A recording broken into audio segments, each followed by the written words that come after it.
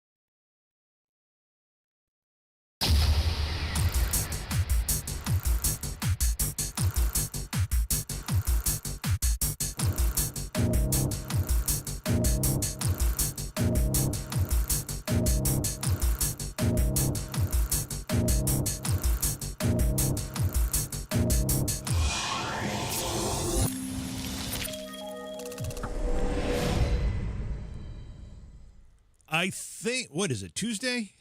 I think it's Tuesday. Hey, everybody. Welcome to the program. We're going to be talking with John Russell, psychic medium, good friend of the show, good friend of mine, author. He's having some computer issues as we're working through it right now, but he should be connecting momentarily. We will get with that. Hey, Mary Grace. Hey, Jeannie. Hey, Ghost Sisters. Mandy, good to see you. I see Cop 350 with a great question. Hopefully I'll remember it when John actually gets here. If I don't, just post it into the chat, and we'll make sure we ask it. A couple things I do want to talk about, though, before we get going with John, as he gets reconnected here. Let me get my list so I don't forget things, which I tend to do. Let's see here. We have a bunch of paranormal investigation. Okay, so if you've been watching the live streams that I've been doing with Jason Hawes, and you probably already are aware of the fact that he and I have been doing a bunch of paranormal investigations around the country, actually. We've got 6 or 7, I think, posted now.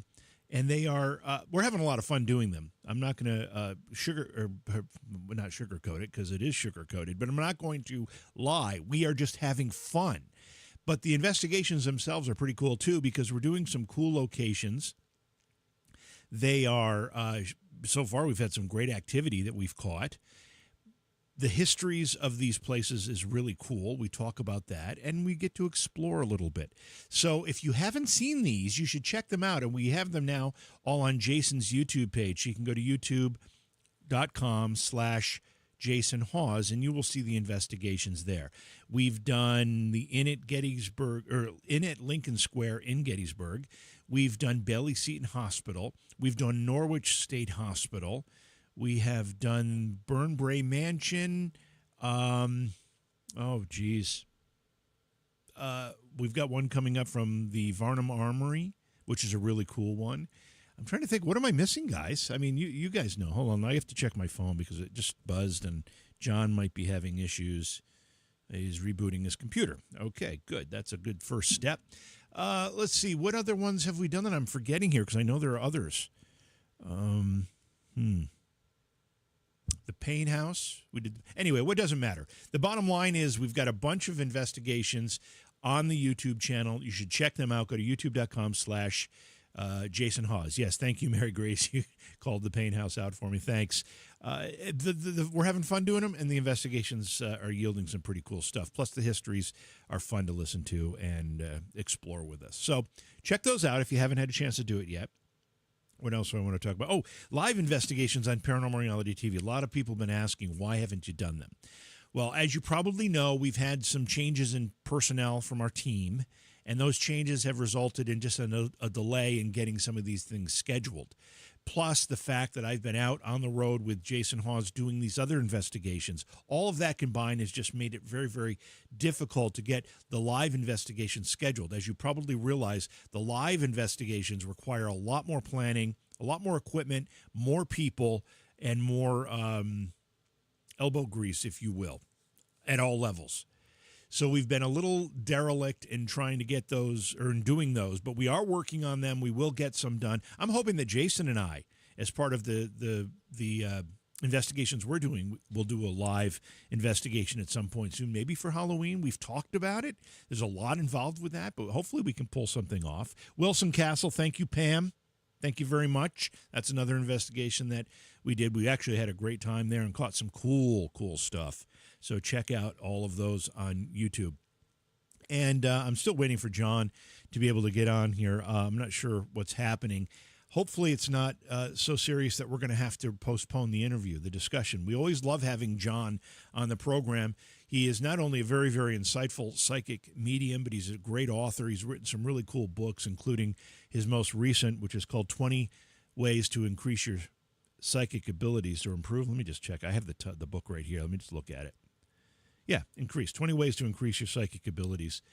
And it's a great way that if you are kind of starting out, thinking you might have some sensitivities that you want to improve on, you want to exercise a little bit, figure out a way to make them more sensitive, John's book is a great way to get started on that. It helps you understand some of what's happening and how you can better appreciate those sensitivities and use them to your benefit and to the benefit of others. Yeah, hey, Skeptical Side. We've been around. The problem is that I've been doing so much personally with the investigations with Jason Hawes, and they've been so awesome. We've had such a great time doing them, and the response has been so fantastic that between that and some of the personnel changes that we've had at Paranormal Reality TV, part of our team, it's just been more difficult to get the live investigations done. But I'm here. I'm busy. I'm doing stuff. If it's not on this channel, you'll find it on Jason's YouTube channel. Again, that's youtube.com, Jason Hawes. Let me check my phone again, see if we've got John coming on here. Says he's rebooting. It'll be just a few.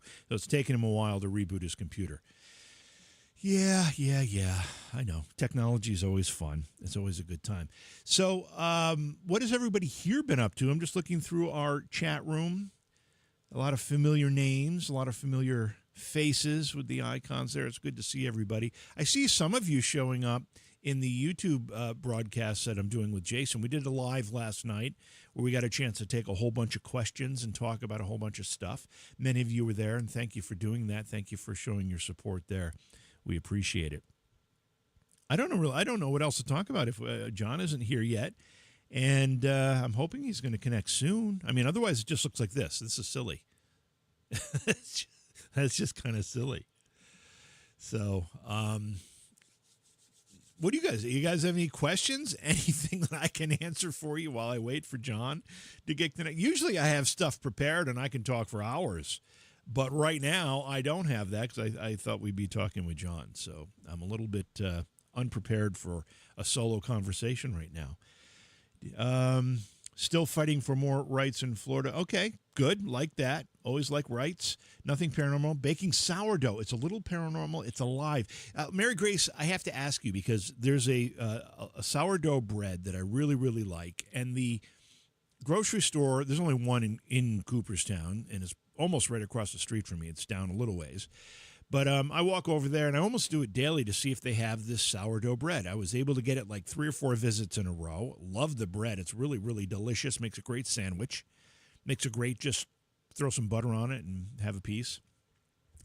But they haven't had it recently. Is sourdough particularly hard to bake? Is it like a you need a real finesse to make that work, or am I just is it just either being sold out or they're just not producing it for the grocery store anymore? What is going on with the sourdough bread at Price Chopper? That's my question. Ed, you're absolutely right. John should have predicted that he was going to have troubles, and he should have jumped on earlier. I'm just kidding, John. You know that. Let's see. Any updates here? Almost there, he said. I think it's time John get a new computer. We're going to have to start a fund for John. Get him a new computer. I also am going to be interviewing on Thursday another great person, another author, and we're going to be talking about her book. And I'll leave it kind of mysterious for now, but I've never interviewed her before, and I'm excited to do it. She's got a lot of cool stuff to talk about, spiritual stuff, so we're going to have fun doing that. So, Ed, you say you joke, but you do experience premonition sometimes. It's like an inexplicable knowledge of things that are about to happen or are currently happening. Yeah, a lot of people say that. They'll have this episode maybe where they have a feeling of something, and then either it happens or it was happening when they had the feeling and they didn't know about it until later. I don't know what that is. Maybe we'll have to ask John that question when he gets on here. But that's a pretty cool. That's a pretty cool thing, and almost everybody's experienced that at one point or another. All right, so Mary Grace says it requires a sourdough starter. It may have sold out at that store. Whole Foods has some good ones. Good breads. Well, I don't have a Whole Foods here, so that's not even an option for me, Mary Grace. I've got to go to Price Chopper. It's really the only store I'd have to drive. I mean, I do occasionally go to the closest town to us, which is Oneonta, and they have several grocery stores there, and I do something different at that point. But for the most part, I go over to the Price Chopper, which again is within walking distance for me, and I just deal with whatever they have. And they've had this really great sourdough bread, kind of a round loaf, and I just haven't been able to get it the last few times. Cop, you need a computer too? Yours was refurbished and now is dead? Yeah. Well, I tell you what, the computers nowadays, if you get two years out of one, you're pretty lucky. Things have changed so quickly, and they're not cheap. They were getting really inexpensive for a while, and now I think it's because not as many people are buying computers. A lot of people are just using their phones or using tablets. So the volume isn't there, so they're charging more for those computers now. Wegmans, you know what? Wegmans is really, really popular and terrific, by the way. I lived in Syracuse. I had a house in Syracuse in addition to Cooperstown for a while. And in Syracuse, Wegmans was right down the road from me. I used to go all the time. Love Wegmans, but we don't have anything, a Wegmans close to us here in Cooperstown. I don't think there's anything within an hour of Wegmans anyway. Talk to the baker and ask. Good idea. I should talk to somebody. I usually just get mad and leave. Artisan loaf. Yeah, it's rustic look. That's kind of what the one that I've been getting is. All right, let me check one more time what's going on with John. We may have to postpone this because we're 11 minutes in. John still can't get his computer working properly. So if that's what happens, I apologize in advance for that. How does my audio sound? One of the things that's frustrating for me is I can't hear what you hear. I hear only what's coming through my board. And I've got a new mic processor over here. Actually, it's an old one that I had rebuilt because I loved it. It was the one I used to use for Beyond Reality Radio with Jason. And I just don't know if it's set properly, if the volume's all good and all that. So, sounds good? You guys think it sounds good? Okay. All right, awesome. That's helpful. Good. Enough volume and all that? Hope? Cool. Good. I'm going to play. Oh, actually, let me just see one more time. No, he's still working on it.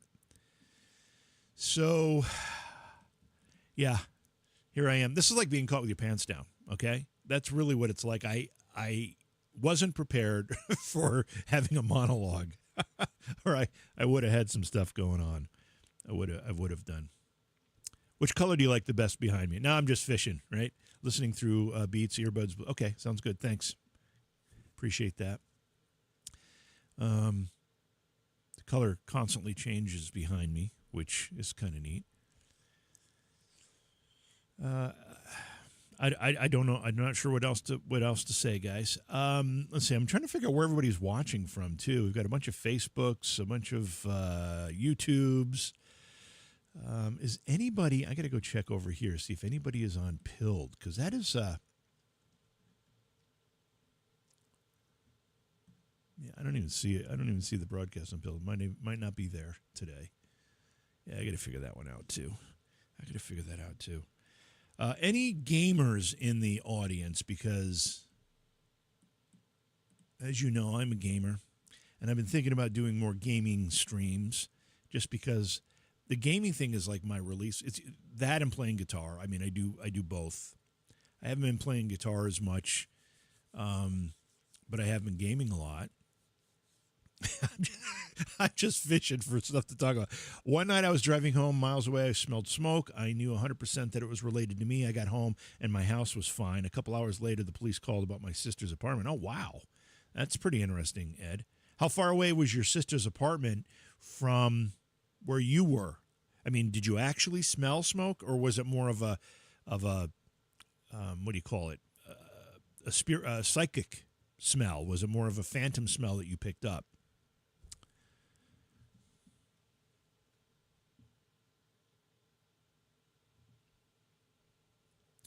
I only watch game streams to support people I like. I don't search them out for myself. Who do you watch, Cop? You actually smelled it was closer to her apartment. Oh, I see. Okay. Interesting. So, as John is still working on getting connected here, probably should have started this earlier. This is his most recent book. I think he's working on another one right now. 20 Ways to Increase Your Psychic Abilities. It's a great way for people who want to figure out how to tap those sensitivities and hone them and exercise them so they become stronger and more manageable. This book does a great job. It not only helps you do that, but it explains a lot of it as well. It helps you understand what these sensitivities are as you're kind of navigating them. When people get, these like we were just talking about, you have these premonitions. It's hard to understand why you have them, and can you have them on command? Can you do it on demand? And those are all great questions, and the book helps a lot. I do have the link for the book in the description of the stream here. Jeannie plays a game on her phone, and the company has been having a ton of problems. Promised to fix it. Oh, that stinks. Which game is it, Jeannie? Is it Candy Crush? I played that for a while. Remember Angry Birds? That was so much fun when that came out. Jason Hawes, Grant Wilson, and I used to sit, like we'd be at events, and when there was downtime, we'd all sit and play Angry Birds, and had a lot of fun doing that. Gosh, how many was that? 10 years ago? 15 years ago? Gosh. Fortnite streams. Yeah, I've never played Fortnite. Never played it. I can't explain my bathroom door opening on its own and an awful smell. I won't connect the smell in your bathroom, Jeannie, but I'm curious as to a little more information about that. What are you saying? You were just sitting in the room and the door opened by itself, and then there was a foul odor with it? Is that what happened? Frozen Free Fall. I don't know that one. Angry Birds, right?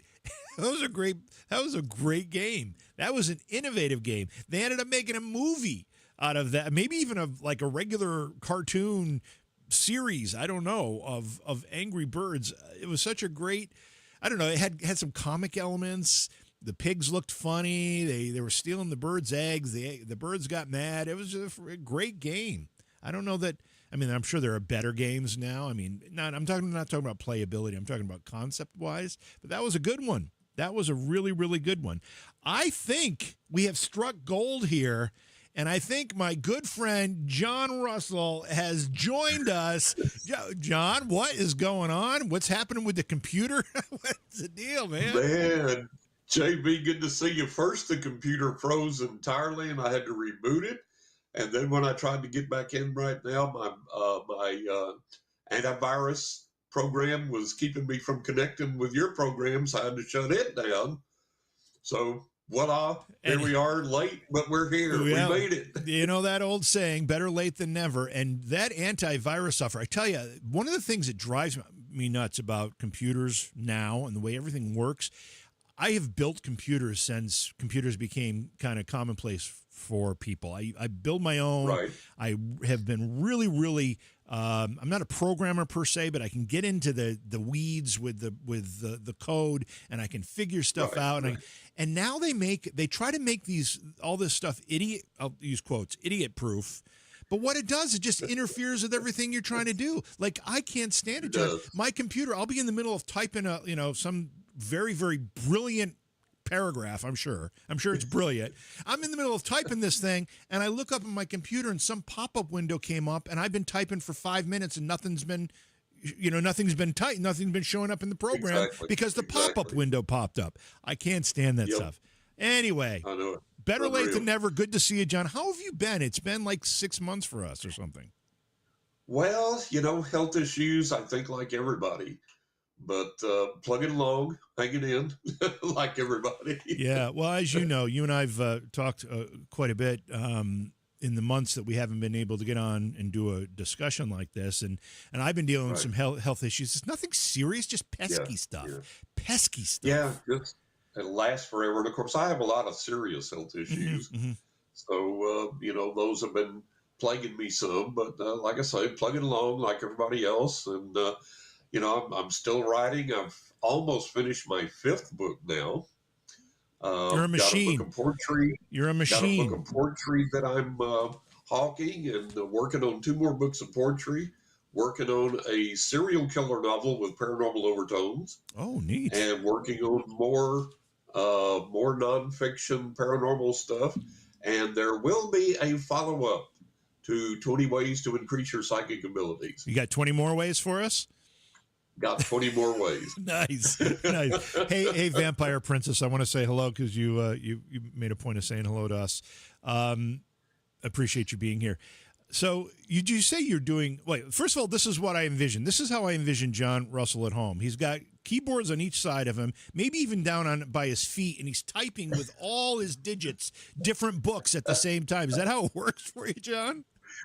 Almost, I swear. And I am one of these writers. I work on multiple books at the same time. I don't know how you do it. I can't, like I said, I have trouble focusing on a single paragraph, let alone several books, multiple. I hear you. You can't even imagine. I'm really lucky that way. I'm really fortunate that way. Let me ask you a question, because people have said to me very many times that I should write a book, and I'm actually a very good writer as far as I've got good grammar, I've got good diction, I'm good at putting ideas into written words, but I can't get my head around writing a book. I don't even know how you start that. I mean, when you first started doing that, what was the process for you? You sit down and you face the blank page and you go, okay, here we go. and I think the key to writing a book, in all honesty and all seriousness, I think that it's a very disciplined activity. You have to make the commitment to sit there every day, page after page, until you get the thing done. And you have to find out what works for you. Are you a outline writer? Do you have to sit down and outline everything and know where everything's going, or have a general idea where everything's going? Or are you like me, a seat of the pants writer? I sit down, I have a vague idea of where things are going, and then just go from there. So you have to find out, what type of writer you are, what it'll take for you to get the words down on paper. But then the rest of it is just a very lonely and a very hard pursuit. You have to sit down every day in that chair, face that keyboard, and block out all the distractions, and put the work in, get the words out. And I think that, people say, well, after you finish your first book, it's easier after that. For me, it wasn't. Every single time I sit down to write a book, it's still a challenge. And as people that write know, it's a very lonely pursuit. You can't talk to people. You can't watch TV. You can't, you got to focus on the words, and you can't have people around distracting you. So it's a very lonely pursuit.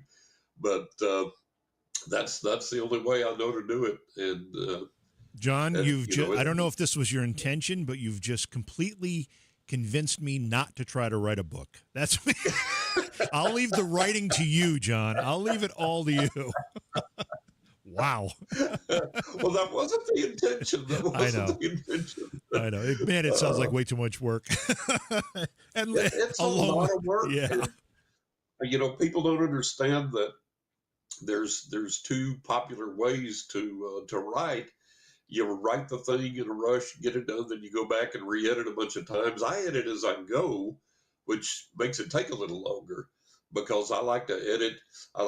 Sometimes I edit each sentence as I go, but I like to edit each paragraph and each page, and then when I go back to the work the next day to start on the next passage, I'll go back and look at everything again just to make sure it is like I want it and make sure it's flowing like I want it to, and then go on to the next work. But I edit as I go, and it's time consuming. It takes me 6 to 9 months to complete a book, and it's for me it's work. I've done hard manual labor in my life, and writing is much more difficult. Yeah, you know, it's funny how you say that because there are some like mental tasks that actually are far more work and more taxing than physical labor. Yeah. You know, that's really, really true. Look at the top level grandmaster chess players. They will lose 5 to 10 pounds during a chess match, sitting there exercising their brains that much. And to do that, they have to stay in shape. And most of them have personal trainers now. Most of them have dietitians. And, they exercise, they eat special diets.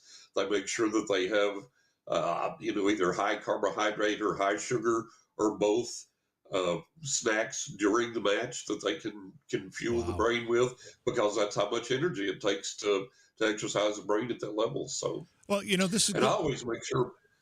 Go ahead. I always make sure when I'm writing, I have a glass of bourbon handy. Most of the sugar and the carbs and everything else. There you go. Loosen up the words a little bit. Exactly. I remember my teachers, and I don't remember which one. Maybe it was all of them. Maybe it was elementary school. I don't remember which ones. But I remember teachers telling me, you need to eat a good breakfast before you come to work. It helps your mind. It helps you think. Right. It helps you do your work. I never did. I was never a breakfast guy. Still not. And I did fine in school, so it didn't seem to hamper me. But those are words that I remember hearing a lot of, and you're kind of reinforcing that idea. Listen, John, you had texted me earlier, said let's talk about anything you feel like today, and my immediate reaction to that was, it's been so long. I mean, you've been with me a bunch of times over the course of several years, but this audience has changed a lot. It's grown a lot. And, we've got people joining the family all of the time. So I thought this would be a great day to kind of go back to basics about you and what you do, and kind of, not rehash it because it's always interesting, but, revisit those things. But before I do that, I've got a couple questions in the chat room that I want to throw at you before I lose them and forget about them. Okay. So, I've got a Cop 350 says he's interested in your beliefs about Christianity. He's a Christian and is still interested in watching investigations and what might be behind the followings. But how do you feel about Christianity? And I'll make it even a broader question. How do you feel about religion in general as it relates to paranormal and psychic work that you do, mediumship work that you do? Well, if you go by the strictest interpretations of religion, then what a psychic does is, forbidden. It's condemned. But the problem with going by religions, any religion, not just Christianity, but any religion, is that all of these various religions have various dictates. And those dictates boil down to anything paranormal is acceptable if it's within the confines of that particular religion. And that includes Christianity, which has, if you read the Bible, has some of the most incredible paranormal experiences there are. A talking animal, and a floating iron axe head, and people ascending into heaven in a whirlwind of fire, and a chariot in a whirlwind of fire. All of these things. So the Bible is full of supernatural things, but it's all within the context of and the approval of the Bible. Now, the interesting thing is, if you go to, and I can't remember the rabbi's name, they had him on Skinwalker Ranch, but he's always talking about in the the Jewish religion, the Jewish faith, which is what the Old Testament is. And he's always telling people, don't come tell me what my religion is, and don't people, unless you are Hebrew, and unless you have the old language and understand the culture, don't come telling me what all this means, you know. And what's really funny is within the Hebrew Old Testament, there is an entire, the Kabbalah, for example, there is an entire mystical religion that grows out of that, that's still practiced to this day. And it's very paranormal in its precepts. For example, when the rabbi went to Skinwalker Ranch, he performed a ritual to open a portal to the unseen dimensions into the spirit world. And it worked, and they caught it on camera, so on and so forth.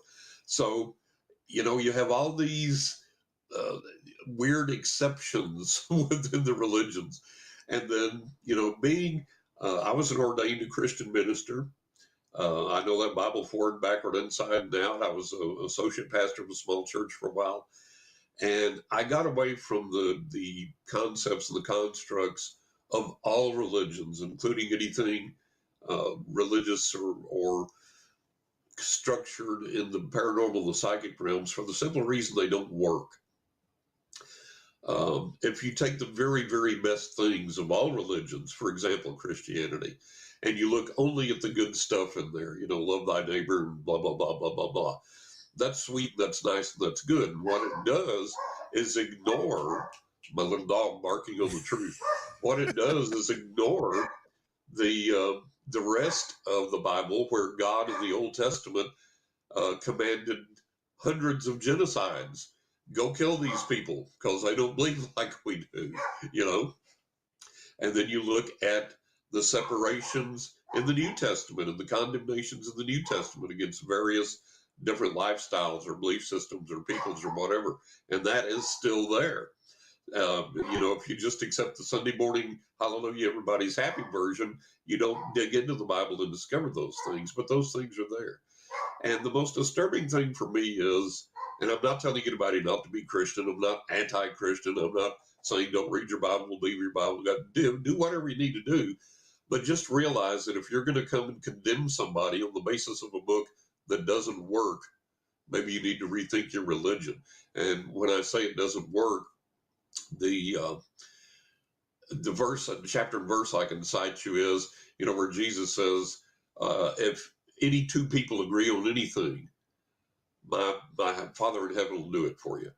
So any two people can ask anything. There's no exclusions, and my Father in heaven will do it. Now, if that were true, there wouldn't be any sick kids in St. Jude's Cancer Center, because those little kids got way more than two people agreeing in prayer and healing for them and miracles for them. They've got families and extended families and friends. They've got scores of people praying and agreeing, you know, God, heal this child. God's going to heal this child, help this child. So, and not to denigrate Christians or Christianity or the Bible or anything else, just saying that in my personal experience, and being an ordained minister and having studied the Bible and having been in the church, having ministered, having done these things, doesn't work. And that's why I backpedaled off of all religion. I had an Indian client in India. And he said, John, I have to ask you something. He said, my religion does not work, but I can't let go of it. Why can't I let go of it? And I said, because we're all, whatever our religion is worldwide, whatever we're indoctrinated into that by our parents when we're children. And we're super impressionable when we're kids. And what we're told by our parents is there's this God or deity or spirit or being or force or whatever, and it demands that you act a certain way. And if you don't, it's going to be angry at you and it's going to punish you. And you're going to either go to hell or you're going to go to purgatory or you're going to be reborn as a jackrabbit out in the desert, or you're going to this or this or this or this or whatever it is. So we have inculcated in us, it's stuck in our minds since we're children, that there's this angry God that we have to walk on eggshells not to displease. And if we do, you know, we're going to suffer the consequences. We become adults and we start examining. If we're honest with ourselves, we seriously examine whatever our belief system is. And if we discover that it doesn't work, then it takes courage to say, you know what, I'm not buying this anymore. I'm not practicing this anymore. It doesn't work. And it's just like, it's the same thing in the realm, the spiritual realm, paranormal realm, psychic realm. I've studied everything there and found a lot of stuff that didn't work. I discarded it. Found a lot of stuff that was cult-like or hooey or just to boost somebody's ego or to gain a following. If it doesn't work, we have to be willing to get rid of it. We have to be willing to admit that we just don't know everything that we wish we did. And we have to be willing to keep pushing forward and trying to push ourselves into the light of truth, wherever that leads us. But that's my views on all religion. They're formulaic. They're exclusionary. You know, you got to believe like I do, or you're going to hell. You know, and it just, that's something I can't buy into and can't believe and can't accept. So that's my views on that. I had so many things to say in response to some of the points you made. But you know, I'm not gonna get into, because I don't want to get into a religious conversation that deeply. I will say this though, I'm a Catholic. I don't believe everything the Catholic Church tells me I have to believe or whatever, but I believe the basics. I also believe, and I'm not disparaging any other religion. I'm not comparing Christianity or Catholicism to any other religion, but I do believe Christian ideals have brought more good onto this planet than they have bad. And I think there's a lot in those teachings that we can learn from, that we can can use to live in better harmony with our neighbors and in better. Absolutely. You know, and I think it comes to the interpretation by, maybe it's clergy, maybe it's theologians, but it's man. Yeah. It's interpretations by man that sometimes make it go wonky. Not all the time, absolutely. But I think that might be the fallibility in it. Yeah, we have our prejudices, we have our biases, and we look for religious teachings to reinforce that. Yeah. You know, and then you get the Crusades and you get the tortures and you get on and on and on and on. So, you know, yeah, absolutely. And everything can be misused. I mean, the psychic realm, the paranormal realm is one of the most abused things that there is. We have with all the phonies and fakes and frauds. Yeah, absolutely right. We have a real danger here, John, of getting into this discussion, because I find it fascinating, and I don't want to get too deep into this. But like, one of the things that I think people misunderstand about the Crusades weren't about killing Muslims. The Crusades were about reclaiming the Holy Land, which was conquered by the Muslims. So let's make sure we understand what the purpose was. I'm not saying they were justified. I'm not saying any of that. I'm just saying and I'm not saying you did either, John. I'm not saying let's define them as a bunch of Christians going out to kill Muslims. That's not what it was. So let's be careful. Anyway, I want to go to another questions here. Vampire Princess says, how do I help my child who is autistic and who sees and hears ghosts, and it interrupts his sleep and even scares him during the day? What do you think about that? Wow. That's difficult, because the autism tends to bring down the natural filters that we have that block those things out normally. And, that's difficult. I would think that one of the things I would suggest, maybe try some type of meditation. If the kid is able to understand some type of very simple meditation, and then use that as a way to maybe kind of construct a filter to help block some of that communication. One of the simplest and the easiest meditations that I know, and this is something that kids relate to real well, is the colors of the rainbow: red, orange, yellow, green, blue, indigo, and violet. And if you can explain to the child, can you see the color red in your mind's eye? In your mind's eye, can you see a red apple or a red fire truck or whatever? And if they have that ability to visualize that and understand that in their mind's eye, do it that way. If not, get some flashcards or various objects with those colors and say, look at this red apple. Now take some deep breaths and relax. And what you do is you go down through the colors of the rainbow: red, orange, yellow, green, blue, indigo, and violet. So the idea is that each color you look at, you're going deeper and deeper into a relaxed state. And then when you get down to the very bottom, to the violet color, That's where you want to just relax and just close your eyes, be in that for as long as you can. And again, somehow communicate to them the idea of using that as a filter to block out that excess communication, because it's like, there are a lot of things that, most people go through life with those filters in place, and there's a lot of things that can knock those filters out. Autism, mental illness, drug use, alcoholism, uh, brain injuries, accidents. I look at the number of people that have been struck by lightning, then they became psychic, started having spiritual experiences and things like that. There's a lot of things that can knock those filters out, but try that, and then give us some feedback down the road as to if that's working for you or not. And if not, we'll see if we can come up with something else or tweak that or whatever we need to do. Yeah, I don't think you mentioned it in your list, but I know you think it. I've interviewed a lot of people, John, who have had near-death experiences or out-of-body, the dying on the table story and coming back 2 minutes later, and suddenly a whole spiritual world is opened up to them that they didn't recognize before. So that's a really common story for people to tell, as they have those experiences, and it removes this veil that existed prior, and it changes the way they see things. Let's see, another question here. We got a bunch of them popping through the chat. A sister passed from an embolism. My sister, I think, passed from an embolism from DV injuries. I don't know what DV injuries means. Do you? Does that mean anything to you? One psychic told me she wanted to come back, and another told me she wanted to stay. Can you tell me which it was, and where children grew up as well? I don't want you to get into readings and stuff, John. I don't think that's fair to you. But I do want your opinion on what does someone like A. Foster do when you get conflicting information from two different psychics? How does that work?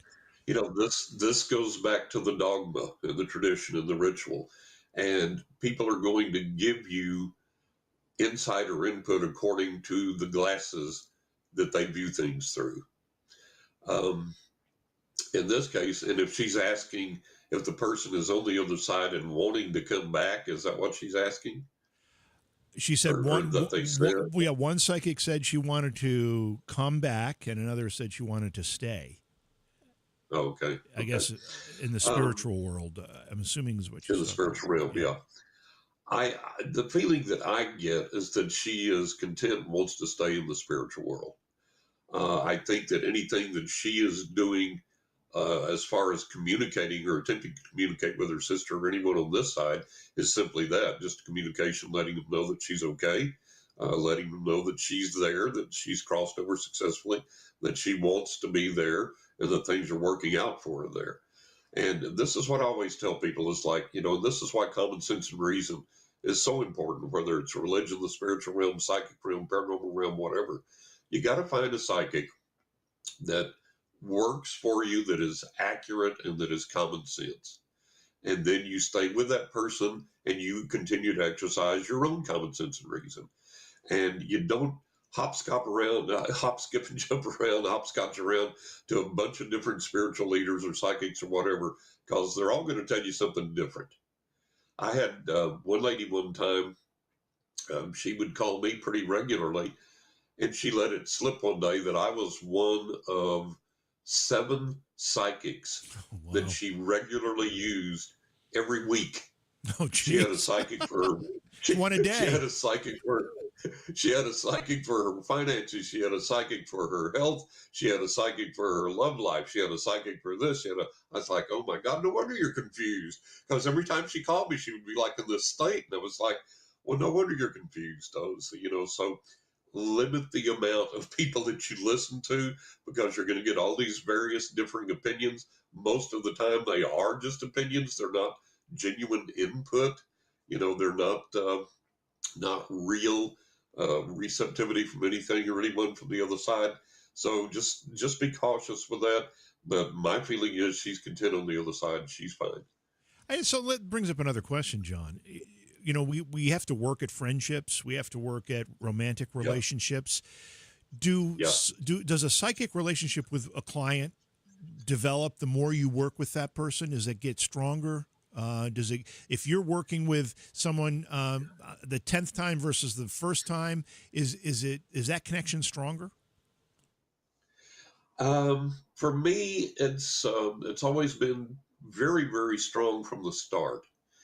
I can truthfully say that, and I've had clients that have been with me for literally decades and decades, and I don't think that my connection with them or my insights for them are necessarily any stronger as time has gone by.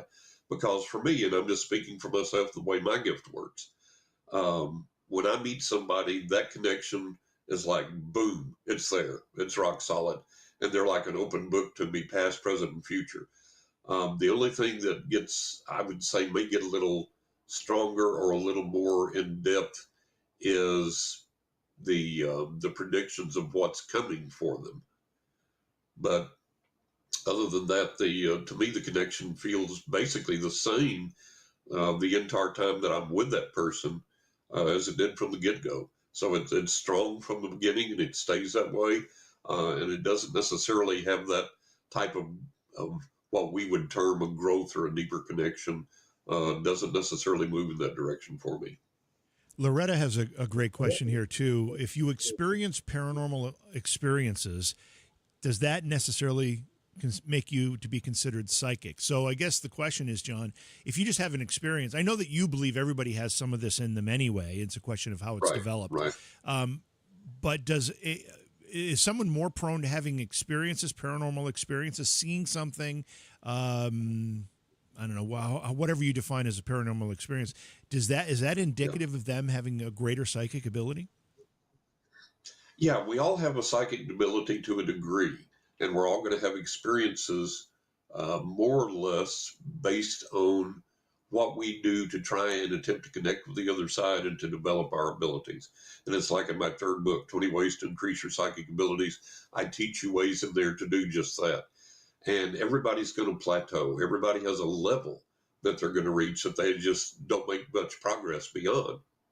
But it is absolutely indicative that your psychic abilities, your psychic gift is activated and working. Your perceptions are working when you begin to have these paranormal experiences. And then again, there's ways to increase that and to work with that so that you get more and so that you get more guidance, get more direction, more input from the other side. And again, to hawk my own wares here, my third book is an excellent way to do that. 20 Ways is your third book? 20 Ways to Increase Your Psychic Ability. I thought it was why did I think that was your fourth? I lost count, John. No, the fourth one's coming. I lost count. By the way, this is what John's third book looks like. 20 Ways to Increase Your Psychic Abilities. I have put the link to that book on Amazon in the description of the show today. So if you want to check it out, you can just click on that. Vampire Princess has another great question: are things like seeing and hearing ghosts or other paranormal type entities, is that a hereditary thing? Does it pass through a family, John? Do you believe? It seems that people that are more aware, it seems like it is hereditary, yeah, because I know mine was hereditary and I had the strongest gift of anybody in my family. But it did go back several generations in my family. So it does seem to be hereditary. And I went and visited with Kathleen Martin and her husband here a while back. They live close to us here in Florida, and I went and visited with her.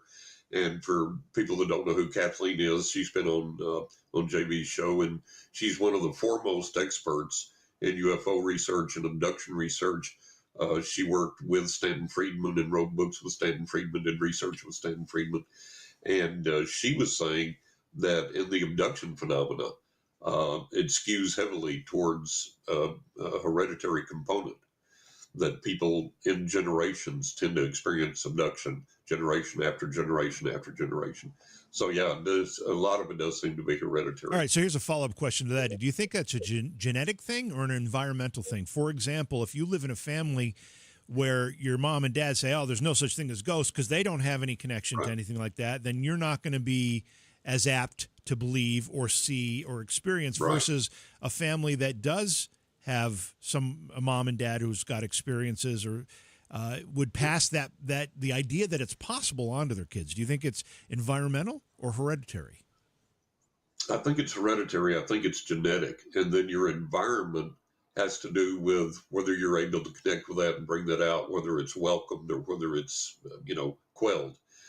In my family, for example, it was the paranormal was normal. That was everyday stuff. And when my gift began to develop, it was encouraged, and so it flourished. And so it's there regardless of whether the environment is conducive to it or not. That doesn't mean it's not there. It just means that you're not given that outlet for it or the encouragement for it. And it's something that if you feel very strongly drawn to that, or if you have these visions or visitations or these premonitions or whatever, and your environment's not conducive to that, then you have to find a way to get off by yourself and to continue to develop that and to allow that to come out. Fellow Monty Python fan Ed has a question here that I want to share. He says, do you have any advice on how to determine whether or the difference between a real premonition and just anxiety? So here's an example of how you how I view those two differently, so you can comment on that, John. But if you're driving down the road and you have a premonition that oh my God, a deer is going to jump out, and one does, that seems to be kind of a premonition. If you drive down the road every day and you're like, God, I hope a deer doesn't jump out, and one time it does, that seems to be more of an anxiety thing or a caution thing, I suppose. Maybe it's a bad example. I don't know. What do you think? No, that's the perfect way to put it. That's the perfect example, because if you fear something all the time and you're driving all the time, at some point a deer's going to run out. So that's logical. And then in your mind, you associate that with, I had a premonition. I knew. Right. No, you didn't, because you've been fearing that 365 days a year for 5 years. Finally, it happened. But if you get up one day, you're not worried about deer running down the road. You don't think about it. It's not an issue. And you're driving down the road. You think, oh, God, a deer's going to jump out in front of me. And sure enough, one does. Then that's a premonition. When I tell people the difference between anxiety or wishful thinking or impulse or whatever and a genuine premonition, this is where you have to learn to get in touch with yourself, and where you have to learn to differentiate between your wishful thinking, your emotions, and environmental factors and various other things, and the difference between that and that still small voice that is your true guidance, your true intuition, and truly leads you. Most of the time, a true premonition doesn't come from a fear level. It comes more from a factual level. Even if it's something that can be dangerous, it comes from a level of, don't go here, this is going to happen, or avoid this road, or go to work late today, or don't go to work at all. But it usually doesn't come as a fear sensation. It just comes as a don't do this thing. And likewise, we have positive premonitions. Call this person today, go apply for the loan today, whatever. So there's positive aspects to this as well. And I can give you examples in my own life where listening to my intuition, listening to my guardian angels, hearing their voices literally saved my life multiple times. And so this is something that we want to cultivate to the point that we learn to rely on it. And we learn that it's not just our impulse or emotion or wishful thinking or fear or whatever. And so to get past that, you really have to sit down and put some work in, get to know yourself, and ask yourself honest questions. It's like if you have a premonition that you're going to win the lottery and you start spending a bunch of money on playing the lottery. Now, is that really a true premonition, or is that just wishful thinking? Man, I hate my job. I want to quit. I've got to win the lottery. That's not a premonition. That's just everybody's fantasy. And you have to learn to differentiate between those two. So it takes a little work, takes a little effort. Scooter has a really great point. Of course, Scooter's, I call him Scooter's Doug in our chat room here. Yeah. But he says, talking about AI and the possibility of AI being used to scam people as posing as psychic medium, especially in a nonverbal way. I mean, ultimately, verbally, I'm sure it's going to be there too. But the ability to do it through a website or something along those lines. Does that bother you, John? You worried about that? I'm worried about AI a lot, in a lot of ways, a lot of areas. I can't remember his name, but he's called the godfather of AI. He said, we got to put the brakes on this thing. We've screwed up. He said, we have got to backpedal, put the brakes on this thing, and get some structure in place, some fail safes in place, some guards in place. And we're not doing that. We're just rushing pell-mell ahead with this thing. And primarily, people say, oh, it's going to make life so much easier and it's going to help us, going to do this. The bottom line is people are doing this for money. They're not doing it to make life better. They're doing it because they're making bajillions of dollars off of this thing. And the problem with AI, I was on a podcast here a few years ago, and I made the statement back then about how dangerous AI already was and the problems we were already having with it. And somebody made the comment, oh my, what a cringy remark, especially given the state of AI. They were a big AI proponent.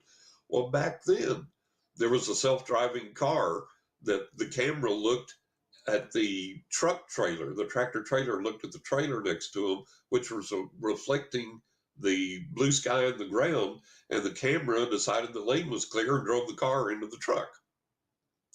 So, there are all these types of things happening, there's all these accidents, all these problems happening with AI. Now we've got AI that's just virtually growing unchecked and out of control, and it's online, and the problem with that people don't understand is, well, it's going to make life easier. You're going to do this, you're going to, no, because, they have AI attorneys now and all this type of thing. And it's only going to be good to the level of programming that it's reached. So if you need a level of empathy or understanding or an exception to a rule that the AI doesn't have, you're just going to get the blanket AI judgment. Same thing in medical care, where AI is being used in diagnosis and this and the other. And it's like, if you look at the movie Doc Hollywood, where, the doc, he comes in with all this fancy medical school training and everything, and he's about to take the kid into surgery, and the old country doctor comes in, gives the kid a soda, and the kid burps, and he's fine. That's the kind of thing that we still have to have. AI is not going to replace that. And so we have all of these horrible things happening with AI. Don't take my word for it. Go research it on the internet. There's problems happening every day with AI. It's been going on for a long time. And the inventors and the leaders, like I said, the godfather of AI is saying, oh, we're out of control with this thing. We got to put the brakes on it. And my concern is also if spirits, and I'm not saying there's a demon behind every bush and all that. We've had those discussions. You know my thoughts on that. But if there are spirits that can close the door, can manipulate our computers, do this, that, and the other, these spirits are at some point going to manipulate AI. And that may cause some malfunction that could be dangerous, or this and the other. We don't know. We're just in such an uncharted territory here that it's unreal. And I cringe. My wife and I talk about it every day. We're like, oh my God, this is just, don't want to be around for this almost, because it is out of control, and we're not doing anything to control it. And I was looking at anybody that goes on to YouTube can go and look at Boston Dynamics and the robots that they make. And now Elon Musk has made a robot, and the robots are now becoming self-teaching. Used to, they were taught by software, and you had to update that software, and they learned from that software. Now they're generating internally their own self-teaching process. And I watched the YouTube of the Elon Musk robot, and it was taking little square blocks and taking them out of one thing and putting them into this container. And it would grasp the block, and it put it in the container, and it grasped the block. And as it put the block down, it bobbled, and the block turned over kind of wonker-jawed. And the robot brought its hand back, and then it stopped, and it looked back at the block, and it went back and it righted the block. And then it went back and got the rest and started putting them in there. It knew it had made a mistake. So we've got these things teaching themselves now. And the guy, Morgan Spurlock, that did Super Size Me, I think he died just here a while back. Yeah, I remember hearing that. Yeah, it was a couple months ago, I think. He did an entire special on robotics and AI. And I think we've discussed that before. There was this company that made these little teeny tiny robots. And part of their programming is that when their power got low, when they were done doing their whatever little tasks, they would go back to the power station and recharge themselves and go about their tasks. Well, out of the blue, not all of them, but just certain ones of the little robots started trying to hog the power station and not let the other robots get power. They wanted to start hogging the power for themselves. That was not in the programming. And the programmers, the roboticists were like, where did this come from? You know, and then you look on, go to Google and look up all the strange things that have happened with Alexa and all the bizarre things that the chatbots there have done, you know, telling people to commit suicide or, you know, to do this or do that or whatever. All that's out there. So, yeah, AI is a very sketchy thing at this point. It's scary, and it's moving so quickly. We're just kind of holding on to its tail, hoping we can control it. Yeah. It is kind of scary. John, I got a hard stop. I got some stuff going on this afternoon, so I've got to get out of here in a minute. But before I let you go, and we'll obviously do this again soon, but and I don't know if you've had a chance to see this, but I wanted your opinion on it. Jason and I doing the investigations that we've been doing and we've been releasing on his YouTube channel, which is Jason Hawes on YouTube. We caught I've been watching along. Yeah, we've caught some really cool stuff, and this is one that I wanted your opinion on. I'm going to tell you all from the beginning here that we can't call this paranormal because we didn't notice it at the time, so we weren't able to go back and investigate it with any real detail. But I just want you to look at it, and we'll probably watch it a time or two here and just get your thoughts on it. So I'm going to play it, then I'm going to describe it in a little bit, and then you can tell me what you think. Supposedly this shawl was worn to Abraham Lincoln's funeral. Oh, that's right. Yeah.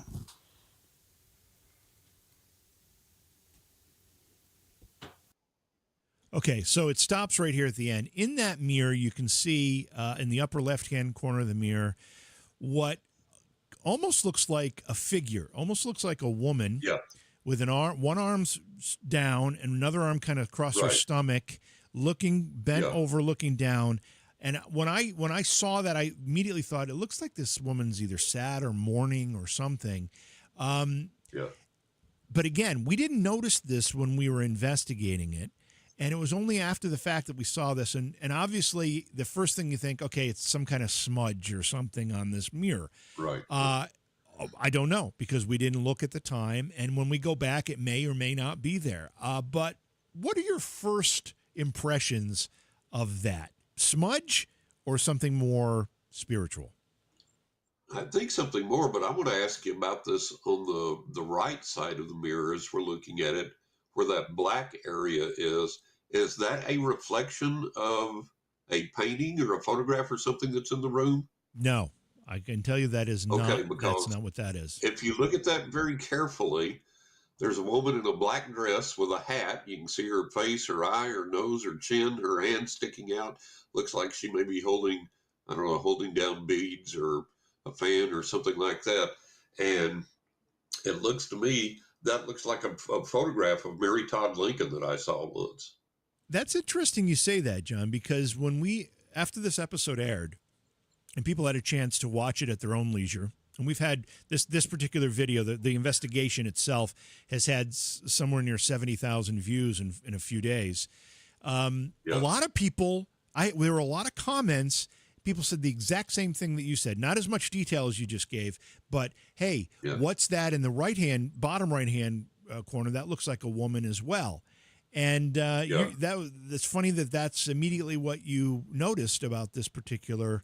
And in this case, it's a still, but it was a video. And I'm gonna let it play again. I'm gonna turn the audio off so that you can talk about it as it's happening. Let me just find it here. Sorry, I haven't done enough of this recently, so I'm a little rusty at it. But here, I'm going to play it again, and let's see. Here we go.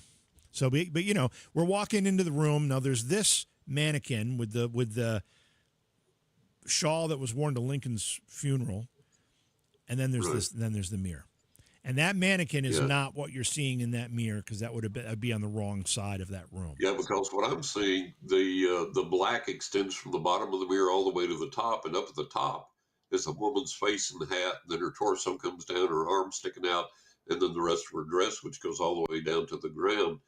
And to me, just looking at the other figure, it almost looks like a man instead of a woman to me, and it has to me just a semblance of little bit of resemblance to Lincoln.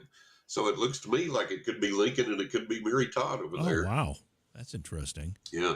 Okay. All right. Well, we'll digest that one for a while, but I thought definitely something there. and we didn't notice it at the time, or we would have spent some time trying to debunk it or just investigate it further. And it wasn't until afterward that I was reviewing the footage and I saw it. I'm like, wow, there might be something here. But the way we approach these, we can't say, hey, it's paranormal because we didn't do the job we're supposed to do to investigate it. But I like your perspective on the whole thing. That's pretty cool. Yeah. So John, you go ahead. Go ahead. It's like video and EVP. There's things I've caught on camera that I didn't see while I was taking the photograph, and then they appeared in the photograph. It's like EVP where you don't hear the voice, and then you play the recording back, and it's there. So I imagine a lot of things like that occurs in the in video and in pictures. Yeah. I actually enjoyed doing this. We ought to take more time where I pull some of these evidence clips out and get your opinion on them. That'd be fun to do. That'd be great. We got a lot of stuff like that. Okay. So John, we're going to have to go, but 20 ways to increase your psychic abilities is out. That's already Right. one that's there that you can get. You've got a couple others that are also available. Total 3. What are all the titles, and when can people expect number 4? Riding with ghosts, angels, and the spirits of the dead. Knock in the attic, and then 20 ways to get to increase your psychic abilities. You can get all of those at any bookstore online: Barnes & Noble, Amazon, Books A Million, Apple Books.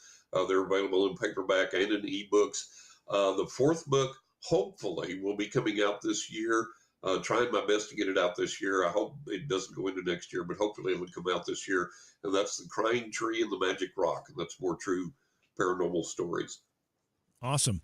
John, thanks for being here. Always love doing this with you, of course. Enjoyed it. Sorry I was so late, had all the equipment problems here. I know. It never fails. But we just appreciate you taking the time, and we'll make sure we're doing this again. No We try to do this every few months or so, and I know it's been a while, but I appreciate it, John. You take care of yourself. No problem. Hey, this was number 11. We'll look forward to number 12. Looks good. Sounds good to me. All right. We'll talk to you soon. Thanks, everybody, for being here. All right, thanks so much. Thanks, everybody, for being here. We appreciate you taking some time out of your afternoon, or if you're watching this later, thank you for doing that as well. Of course, this will be available in a podcast form, too, so you can look for that if you need to listen while you're walking or driving or whatever. That's a way to do that. So thanks for being here, everybody. Check out youtube.com/Jason Hawes to see the investigations that I've been talking about. And, of course, that clip you just saw, that's part of the investigation for the Pain House. And you can check that out on the YouTube channel. Thanks for being here, everybody. We'll talk to you soon. John, you still there? Okay. I didn't mean to bring you back on. So wave goodbye. We're out of here.